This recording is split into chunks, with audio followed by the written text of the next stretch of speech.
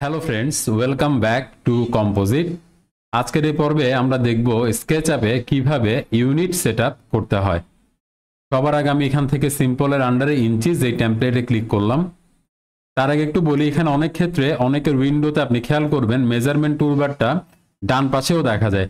এটা আপনি কিভাবে নিয়ে আসতে পারেন, এখানে একদম নিচের দিকে এসে মাউসের রাইট বাটনে ক্লিক করবেন, মেজারমেন্ট লেভেলে ক্লিক করবেন, তাহলে ডান পাশেও আপনি মেজারমেন্ট টুলবারটা দেখতে পাবেন। এখন আমি এইটা মডেলটা আমি ডিলিট করে দেই। আমি এখন ইউনিট সেটআপ করতে যাচ্ছি। আমি চলে যাব উইন্ডোসে, দেন এখান থেকে আমি চলে যাব মডেল ইনফো, এখান থেকে ইউনিট এই অপশনটা আপনি পেয়ে যাবেন। আর্কিটেকচারাল এই মুডে আমরা এখন বর্তমানে আছি। এখন আচ্ছা, ফরম্যাটটা হচ্ছে আর্কিটেকচারাল, সেক্ষেত্রে লেন্থ আপনি পাবেন ইঞ্চিতে, এরিয়া পাবেন ইঞ্চ স্কোয়ারে, ভলিউম পাবেন ইঞ্চ কিউব, এটা ফিক্স। ডিসপ্লে প্রিসিশন এটা আপনি আপনার মতো কম বেশি করতে পারবেন। এরিয়ার জন্য প্রেসিশন আপনি কম বেশি করতে পারবেন, ভলিউমের জন্য প্রেসিশন আপনি কম বেশি করতে পারবেন। আমি এখানে একটা লাইন ড্র করতে যাচ্ছি। আমি এখান থেকে লাইন টুলবারে গেলাম, এই যে লাইন, দেন আমি এখানে লাইনটা ড্র করতে যাচ্ছি। এখন লাইনটা আপনি কোন ডাইরেকশনে ড্র করবেন? হ্যাঁ, আপনি যদি কিবোর্ডে লেফট অ্যারো প্রেস করেন তাহলে লাইনটা গ্রিন অ্যাক্সিসের প্যারালালে ড্র হবে। আপনি যদি রাইট অ্যারো প্রেস করেন তাহলে লাইনটা রেড অ্যাক্সিসের প্যারালালে ড্র হবে। আর যদি আপনি আপার অ্যারো ক্লিক করেন তাহলে সেটা ব্লু অ্যাক্সিসের প্যারালালে ড্র হবে। আমি এখানে চাচ্ছি রেড অ্যাক্সিসের প্যারালালে একটা লাইন ড্র করতে। তো চলে, এইটা এখন দেখতে পাচ্ছেন এটা রেড অ্যাক্সিসের প্যারালালে এটা লক হয়ে গেল। এখন আমি এখানে লিখলাম 20, আমি কোনো ইঞ্চি সিম্বলও দিলাম না, ফিরে সিম্বলও দিলাম না, জাস্ট আমি লিখলাম 20 লিখে এন্টার করলাম। তাহলে এখানে যে লাইনটা ড্র হলো সেটা কিন্তু আপনার 20 ইঞ্চিসে হলো। আমি যদি এখান থেকে দেখি, এই যে 1 ফিট 8 ইঞ্চি বাকি 20 ইঞ্চিস।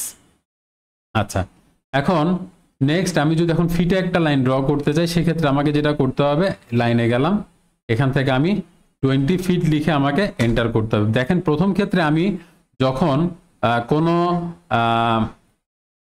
মানে ইউনিট ইনপুট দিয়ে নাই, হ্যাঁ মানে ফিটের সিম্বল বা ইঞ্চিস সিম্বল দেয় নাই, তখন সেটা কিন্তু ইঞ্চিসে নিয়ে নিয়েছে, কারণ এখানে লোয়ার যে ইউনিট সেটা ইঞ্চিসে।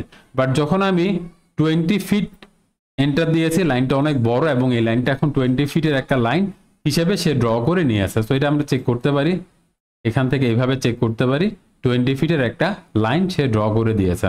প্রেসিশন আমি যদি এখন এটা এখান থেকে 0 করে দেই, এটা 0তে থাকবে। এটা যদি হাফ করে দেই, হাফে থাকবে। তো একটু বিষয়টা বোঝানোর চেষ্টা করি। আমি এখানে দিলাম একটা লাইন ড্র করছি 1 ফিট 2.5 ইঞ্চি। ওকে, তাহলে এখন এখানে আমি যদি এটার লেন্থটা যদি চেক করি, তাহলে সে দেখাচ্ছে 1 ফিট 2.5 ইঞ্চি বা 2.5 ইঞ্চি। ওকে, কিন্তু যদি এখানে আমি প্রেসিশনটা 0 করে দিই, তাহলে দেখেন এটা সরাসরি আপার ভ্যালুটা দেখাচ্ছে, অর্থাৎ 1 ফিট 3 ইঞ্চি দেখাচ্ছে। ওকে, এইভাবে করে আপনি প্রেসিশনটা কি করতে পারবেন, কন্ট্রোল করতে পারবেন। আবার যদি আমি আরেকটা লাইন ড্র করি 1 ফিট 2.25 ইঞ্চি, এই লাইনটা ড্র হলো। এখন যদি আমি লাইনটা চেক করি, এটা দেখাচ্ছে কত, 1 ফিট 2 ইঞ্চি, যেহেতু এখানে এটা কি প্রেসিশন 0। আমি যদি এখানে 1/4 অন করে দিই প্রেসিশন, তাহলে এখানে সেক্ষেত্রে দেখাচ্ছে কত, 1 ফিট 2.25 ইঞ্চিস। এইভাবে সে আমাদেরকে ডাইমেনশনটা বা ভ্যালুটা দেখাচ্ছে। আচ্ছা, এখন আসেন আমি যদি ইঞ্জিনিয়ারিং এ যাই, তাহলে দেখেন সেই ক্ষেত্রে আপনার আর ফিট ইঞ্চিতে দেখাচ্ছে না, সরাসরি ফিটে দেখাচ্ছে। যাবতীয় ভ্যালুকে সে ফিটে কনভার্ট করে নিয়েছে। যেমন এটা ছিল 1 ফিট 8 ইঞ্চি, সেটাকে সে দেখাচ্ছে 1.67 ফিট।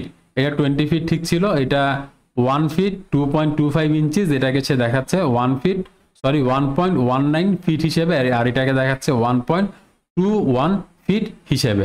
এখানে প্রেসিশন আপনি চাইলে যদি কমিয়ে দেন, তাহলে এখান থেকে প্রেসিশন কমে যাবে, অর্থাৎ দশমিকের পরে ভগ্নাংশ যেটা সেটা কমে যাবে।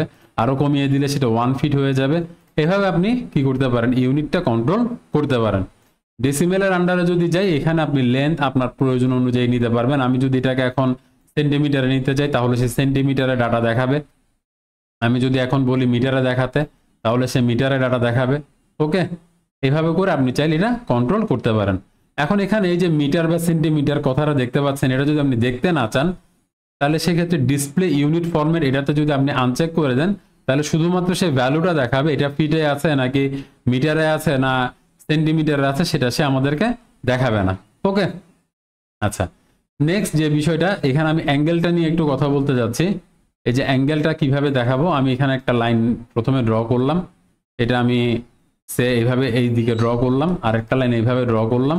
এখন এই দুইটার মাঝখানে অ্যাঙ্গেল কত এবং সেটার জন্য ডিগ্রিটা কত সেটা আপনি কিভাবে দেখবেন। আমি এখানে প্রেসিশনসে প্রথমে 00 দিলাম, 0.00, অর্থাৎ দশমিকের পরে দুইটা ঘর পর্যন্ত সে আমাদেরকে দেখাবে। এখানে আমি প্রোটেক্টর টুলবারে চলে গেলাম, প্রথম পয়েন্ট নিলাম এইটা, নিয়ে এই লাইনটাকে সিলেক্ট করলাম, দ্বিতীয় লাইনটা এখানে এই পয়েন্টটা সিলেক্ট করলাম।